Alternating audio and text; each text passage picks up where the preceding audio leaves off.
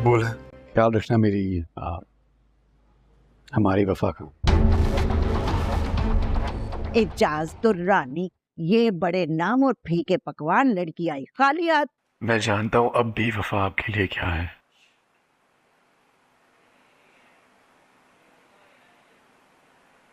Please उसे खुश रहने दे।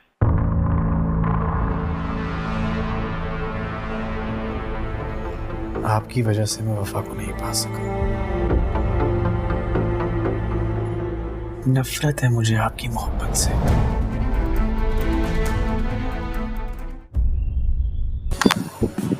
जी तो नाज़रीन, ये था गुज़िश्ता एपिसोड का खुलासा। अगले सीन में आप देखेंगे कि शहरोज़ सुंबुल के पास आता है और उसे अपना क्रेडिट कार्ड देता है और उसे कहता है कि कहीं भी कुछ भी लेना हो या शॉपिंग करनी है तो मुझे बताने की ज़रूरत नहीं होगी आपको, मैं रेगुलरली इसमें पैसे डालता रहूँगा, वैसे भी मैं जो भी कमा रहा हूँ आपका ही है सब कुछ।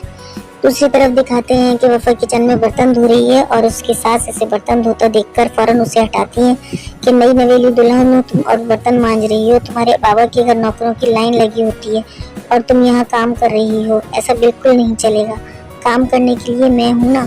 वफा कहती है कि अब आप अकेली नहीं, मैं भी इस घर में आ गई हूँ, इस घर में हम दोनों मिलकर काम करेंगे। जिस पर असद की माँ कहती है कि पहले ज़माने में मुलाजिम मिला करते थे जहेज में, बहुओं के आराम के लिए जो ससुराल का सारा काम करते थे। अब अगर तुम्हारे बाबा को ये पता चले कि तुम नई नवेली दुल्हन ससुराल में बर्तन मांज रही हो तो कैसा दिल जलेगा उनका। वो अपनी नौकरों की फौज फौरन यहाँ भेज देंगे। ऐसी बातें सुनकर वफा बहुत दुखी हो जाती है मगर सास को कुछ नहीं कहती और अपने काम में बिजी हो जाती है। अगले सीन में वफा का बाप एजाज दुरानी सुंबुल से कहता है कि वफा का जो भी सामान इस घर में है वो सब पैक करके अकरम की लड़के के घर पहुँचा दो। ये सुनकर सुंबुल कहती है कि आप सारा सामान क्यों भिजवा रहे हैं, वफा जब यहाँ आएगी तो अपना सामान यूज़ करेगी। जिस पर एजाज दुरानी कहता है कि वफा अब कभी इस घर में नहीं आ सकती और तुमसे भी एक रिक्वेस्ट है कि वफा के हवाले से कोई भी बात या सिफारिश मत करना। मर गई है हमारे लिए अब वो, अब सिर्फ तुम हो और जीते जी मत मारना मुझे, मैं भी इसे भुला चुका हूँ, तुम भी इसे भूल जाओ। अगले सीन में वफा सुंबुल का मैसेज सुन रही होती है जिसमें वो बता रही होती है कि तुम्हारा सब सामान समेट कर पैक करके भेज दिया है और घर बहुत सूना हो गया है। सुंबुल का मैसेज सुनकर वफा असद से कहती है कि मैंने बहुत हर्ट कर दिया डैड को। जिस पर असद कहता है कि वाकई हर्ट तो किया है। वफा कहती है कि गुस्सा ठंडा होगा तो ठीक हो जाएंगे। जिस पर असद कहता है कि इंशाल्लाह बहुत जल्द ऐसा होगा, तुम परेशान मत हो। वफा बहुत उदास होती है। इतने में बाहर से असद की माँ की आवाज़ आती है कि दुल्हन के घर से जहेज का सामान आया है, ज़रा हम भी तो देखें। वफा ये सुनकर परेशान हो जाती है और सास के पास जाकर कहती है कि मेरा कुछ पुराना सामान पड़ा था वो भिजवाया है डैड ने। ये सुनकर वफा के साथ सास कहती है कि माँ बाप का दिल मोम की तरह होता है जो किसी भी पत्थर को पिघला देता है और औलाद की मोहब्बत सब भुला देती है। बेटा तुम असद को लेकर अपने डैड के पास जाओ, देखना वो सब कुछ भुलाकर तुम्हें फौरन गले लगा लेंगे। तुम्हारे तो माँ और बाप दोनों ही वही हैं, वो तुम्हें याद करते होंगे, तुम इनसे मिलने ज़रूर जाओ।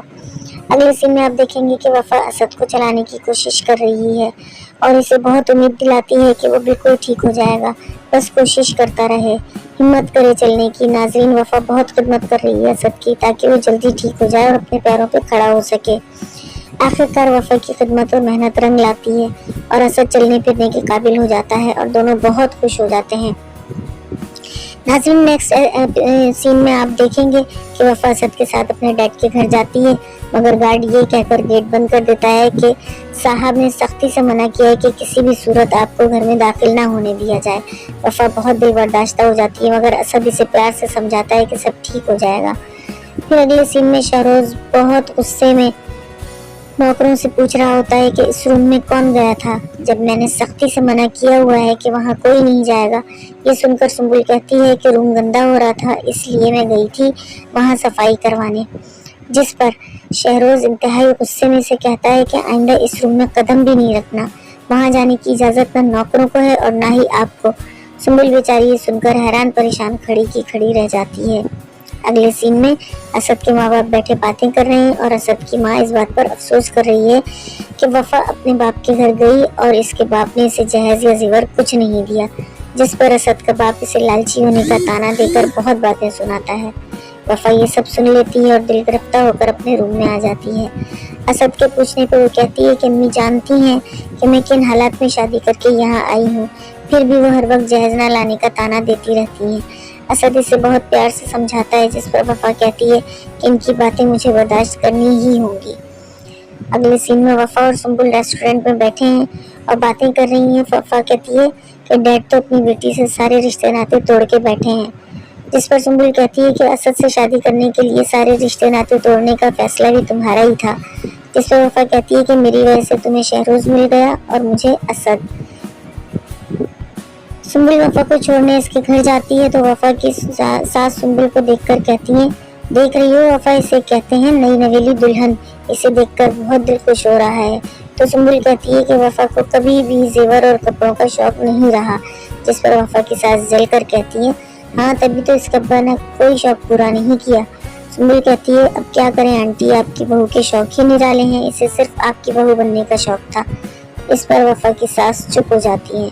जब सुंबुल चली जाती है तो वफा की सास कहती है कि एजाज दुरानी की बेटी तुम्हारे बजाय सुंबुल लग रही है। जिस पे वफा इसे जवाब देती है कि इसके ठाठ इसके शौहर की वजह से। असद की माँ कहती है कि असद भी इस काबिल होने ही वाला था, मगर इसके हाथ पांव तोड़ दिए कमबख्तों ने। वफा कहती है कि जिस शख्स ने असद के साथ ऐसा किया, इससे ठाठ की तवक्का क्यों रखें। तो नाजरीन, ये थी आज की एपिसोड। आपको इस वीक की स्टोरी कैसी लगी कमेंट बॉक्स में ज़रूर अपनी राय का इजहार कीजिएगा। चैनल पे अगर न्यू है तो चैनल को सब्सक्राइब और वीडियो को लाइक करना मत भूलिएगा। मिलते हैं नेक्स्ट वीडियो में फिर किसी इंटरेस्टिंग टॉपिक के साथ। तब तक के लिए अपनी होस्ट को इजाज़त दें। अपना बहुत सारा ख्याल रखिएगा और दुआओं में मुझे भी ज़रूर याद रखिएगा। अल्लाह हाफिज़।